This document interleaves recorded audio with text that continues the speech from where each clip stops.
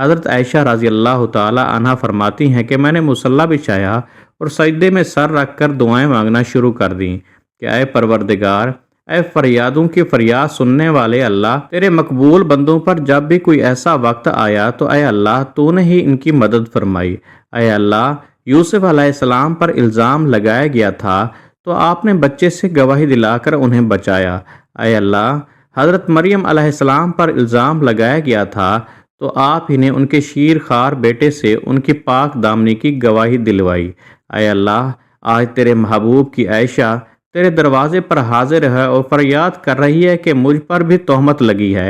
اے اللہ، تو میری مدد فرما۔ میرے شوہر نے بھی اس وقت میرا ساتھ چھوڑ دیا ہے، اب آپ کے علاوہ میرا کوئی سہارا نہیں ہے جو اس کمزور کو تسلی دے سکے۔ اے اللہ، میری مدد فرما۔ حضرت عائشہ رضی اللہ تعالی عنہا رو رو کر دعائیں کر رہی تھیں، ادھر دعائیں مانگی جا رہی تھیں اور ادھر حضور صلی اللہ علیہ وآلہ وسلم نے مسجد نبوی میں ایک مجلس سے مشاورت قائم کی ہوئی تھی کہ جس میں حضرت عائشہ رضی اللہ تعالی عنہا کے والد حضرت ابوبکر صدیق رضی اللہ تعالی عنہ کے علاوہ باقی سارے بڑے صحابہ کرام موجود تھے۔ حضور صلی اللہ علیہ وآلہ وسلم سب کے بیچ غم زدہ بیٹھے ہوئے تھے۔ صحابہ کرام کے چہروں پر اداسی تھی کیونکہ وہ اپنے محبوب حضور صلی اللہ علیہ وآلہ وسلم کے چہرے کو غم زدہ دیکھ رہے تھے کہ جس کی وجہ سے صحابہ کرام کی بھی طبیعت کچھ عجیب سی بن چکی تھی۔ اسی لیے کچھ صحابہ کرام تو سسکیاں لے لے کر رو رہے تھے۔ حضور صلی اللہ علیہ وآلہ وسلم نے اپنے صحابہ کرام سے پوچھا کہ اس معاملے میں تم مجھے کیا مشورہ دیتے ہو؟ تو سب سے پہلے حضرت عمر رضی اللہ تعالی عنہ نے کہا، اے اللہ کے رسول، اللہ تعالیٰ نے آپ کو اتنی عزت و شرافت بخشی ہے کہ آپ کے بدن پر کسی گندی مکھی کو بھی بیٹھنے کی اجازت نہیں، تو جب اللہ نے آپ کو اتنا پاکیزہ بنایا ہے تو آپ کی جیون ساتھی ایسے کیسے ہو سکتی ہے کہ جس کے اندر گناہوں کی گندگی ہو؟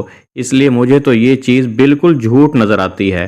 اس کے بعد حضور صلی اللہ علیہ وآلہ وسلم نے حضرت عثمان رضی اللہ تعالی عنہ سے پوچھا کہ عثمان، تم کیا کہتے ہو؟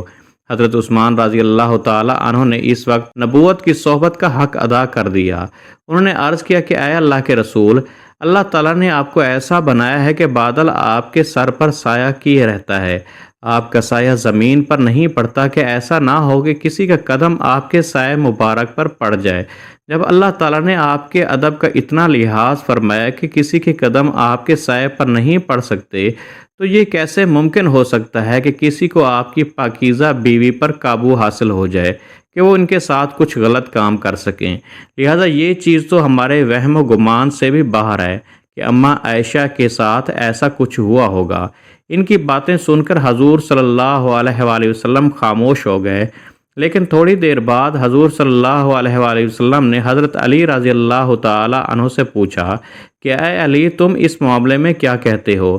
تو حضرت علی نے عرض کیا کہ اے اللہ کے رسول، ایک بار میں نے دیکھا آپ کے جوتوں میں کچھ گندگی لگ گئی تھی، لیکن آپ صلی اللہ علیہ وآلہ وسلم کو اس کی خبر نہیں تھی، اس لیے آپ نے جب ان جوتوں کو پہننا چاہا تو اللہ نے حضرت جبرائیل علیہ السلام کو بھیج کر آپ کو اطلاع فرما دی کہ آپ کے جوتوں میں کچھ گندگی لگی ہوئی ہے۔ تو اے اللہ کے رسول، جب جوتوں پر گندگی لگی ہوئی تھی تو آپ کو بتا دیا گیا تھا، تو اگر آپ کے گھر والوں کے ساتھ کوئی ایسا معاملہ ہوتا تو آپ کو کیوں نہیں بتایا جاتا؟ اس لیے مجھے یہ بات کچھ ٹھیک نظر نہیں آتی۔ حضور صلی اللہ علیہ وآلہ وسلم پھر سے خاموش ہو گئے۔ حضور صلی اللہ علیہ وآلہ وسلم کی اداسی دیکھ کر حضرت علی رضی اللہ تعالی عنہ دوبارہ کہنے لگے کہ اے اللہ کے رسول، اگر آپ کی طبیعت بہت غم زدہ ہے تو آپ چاہیں تو عائشہ کو طلاق دے دیں، آپ کے لیے بیویوں کی کون سی کمی ہے؟ اللہ تعالیٰ آپ کو کوئی اور جیون ساتھی عطا فرما دیں گے۔ ان کی یہ بات سن کر حضرت عمر رضی اللہ تعالی عنہ تڑپ اٹھے اور کھڑے ہو کر کہنے لگے کہ اے اللہ کے رسول، آپ یہ ارشاد فرمائیں کہ عائشہ سے نکاح آپ نے اپنی مرضی سے کیا تھا یا آپ کو اللہ نے کہا تھا کہ عائشہ سے نکاح کرو؟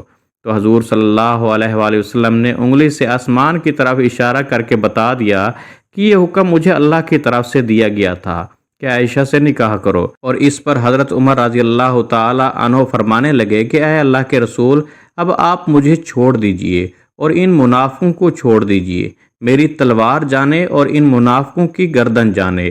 وہ اللہ کے پسند کی عورت کے بارے میں ایسی باتیں کر رہے ہیں، میں ان سبھی کی گردنیں اڑا دوں گا۔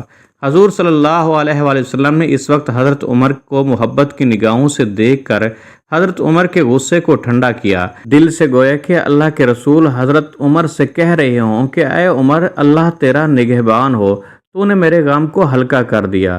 حضرت عمر کی یہ بات سن کر حضور صلی اللہ علیہ وآلہ وسلم کے طبیعت کو اطمینان آ گیا، اور پھر آپ صلی اللہ علیہ وآلہ وسلم مسجد سے اٹھ کر گھر چلے گئے۔ تھوڑی دیر بعد حضور صلی اللہ علیہ وآلہ وسلم حضرت ابوبکر رضی اللہ تعالی عنہ کے گھر گئے تاکہ معلوم کریں کہ میری عائشہ کس حال میں ہے، کیونکہ حضور صلی اللہ علیہ وآلہ وسلم حضرت عائشہ سے بہت محبت کرتے تھے۔ اس لیے گھر پہنچ کر آپ نے دروازہ کھٹکھٹایا تو حضرت عائشہ کی امی نے آ کر دروازہ کھولا۔ حضور صلی اللہ علیہ وآلہ وسلم نے دیکھا کہ ان کا رو رو کر برا حال ہو چکا ہے، اور پھر گھر کے اندر آ کر جب حضرت ابوبکر صدیق رضی اللہ تعالی عنہ کی طرف دیکھا تو ان کی بھی آنکھیں رو رو کر لال پڑ چکی تھی۔ آپ نے فرمایا کہ عائشہ کہاں ہے؟ تو امی نے گھر کے کونے کی طرف اشارہ کر دیا۔ اس وقت حضرت عائشہ رضی اللہ تعالی عنہ سجدے میں پڑی رو رہی تھیں۔ بعد میں حضرت عائشہ رضی اللہ تعالی عنہ فرماتی ہیں کہ حضور صلی اللہ علیہ وآلہ وسلم جس وقت گھر میں تشریف لائے تو میرا دل کہہ رہا تھا کہ میں آپ صلی اللہ علیہ وآلہ وسلم کے قدموں میں بیٹھ جاؤں اور جی بھر کر رو دوں کہ اے میرے حبیب، یہ میرے ساتھ کیا ہو رہا ہے؟ کیا آپ اپنی عائشہ کو ایسے چھوڑ دیں گے؟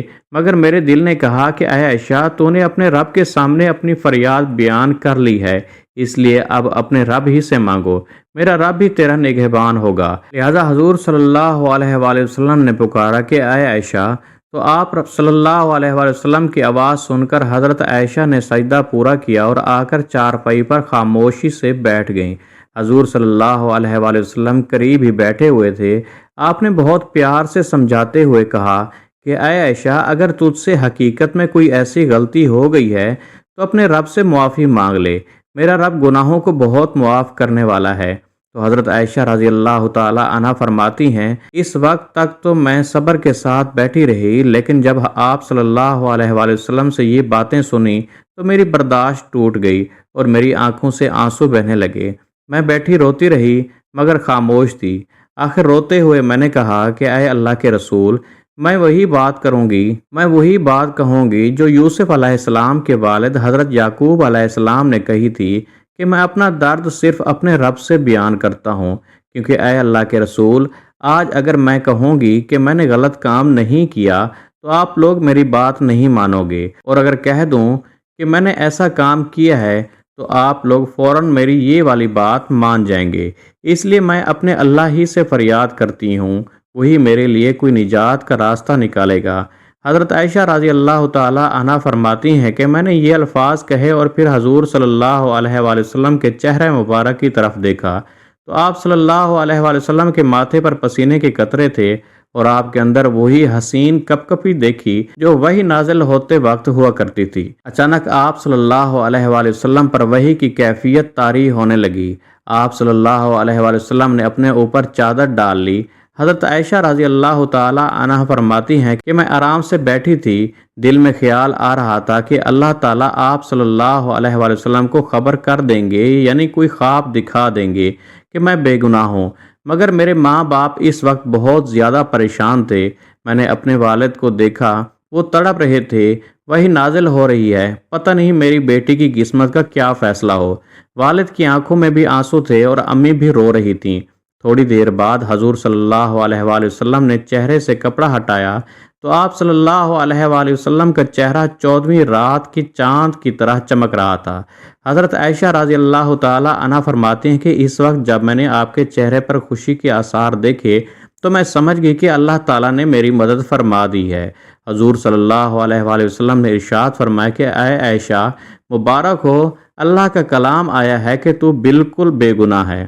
حضرت عائشہ رضی اللہ تعالی عنہ فرماتی ہیں کہ اس وقت میری امی کہنے لگی کہ اے عائشہ اٹھو اور حضور صلی اللہ علیہ وآلہ وسلم کا شکریہ ادا کرو، لیکن حضرت عائشہ فرمانے لگی کہ اس وقت میری توجہ صرف اور صرف اللہ کی طرف تھی، تو میں نے کہا میں کسی کا بھی شکریہ ادا نہیں کروں گی، بلکہ میں تو اپنے اللہ کا شکریہ ادا کروں گی، اسی نے تو آج مجھے بچایا ہے، آپ سب لوگوں نے تو مجھے چھوڑ دیا تھا۔ اللہ نے حضرت عائشہ کے پاک دامنی میں پوری 18 آیات نازل فرمائی۔ یہی نہیں کہ صرف حضرت عائشہ کو بے گناہ فرمایا، بلکہ اللہ نے حضرت عائشہ سے فرمایا کہ اے عائشہ، تمہیں اتنے دنوں تک جو تکلیف میں رہنا پڑا اس کے بدلے میں تمہارے لیے مغفرت اور بڑے اجر کا وعدہ کرتا ہوں۔ ناظرین، اس کے بعد حضرت عائشہ رضی اللہ تعالی عنہا پھر سے حضور صلی اللہ علیہ وآلہ وسلم کے گھر میں آ کر رہنے لگیں، لیکن حضرت عائشہ رضی اللہ تعالی عنہا کو ساری زندگی حضرت علی رضی اللہ تعالی عنہ سے ایک شکایت رہی، کیونکہ جس وقت مسجد میں حضور صلی اللہ علیہ وآلہ وسلم نے سبھی صحابہ کرام کو جمع کر کے حضرت عائشہ کے بارے میں مشورہ لیا تھا، تو سبھی بڑے بڑے صحابہ کرام نے حضرت عائشہ کی پاک دامنی کی گواہی دی تھی، اور آخر میں حضرت علی نے بھی حضرت عائشہ رضی اللہ تعالی عنہ کے پاک دامنی کی گواہی دی تھی۔ لیکن جب حضرت علی رضی اللہ تعالی عنہ نے حضور صلی اللہ علیہ وآلہ وسلم کو بہت زیادہ اداس دیکھا تو یہ بات بھی کہہ دی کہ اے اللہ کے رسول، اگر آپ کو عائشہ پر شک ہے تو آپ عائشہ کو طلاق دے دیں، ان کی جگہ پر آپ کسی دوسری لڑکی سے شادی کر لیں۔ تو یہ بات جب حضرت عائشہ تک پہنچی کہ انہوں نے حضور صلی اللہ علیہ وآلہ وسلم کو مجھے طلاق دینے کا مشورہ دیا ہے، تو حضرت عائشہ پھر حضرت علی سے اتنا زیادہ غصہ ہو گئیں کہ ساری زندگی کبھی بھی ان سے بات نہ کی۔ اللہ تعالی ہمیں دین کی مکمل سمجھ نصیب فرمائے، آمین۔ ناظرین، کمنٹ باکس میں اللہ کے 99 ناموں میں سے کوئی ایک نام ضرور ٹائپ کر دیجئے۔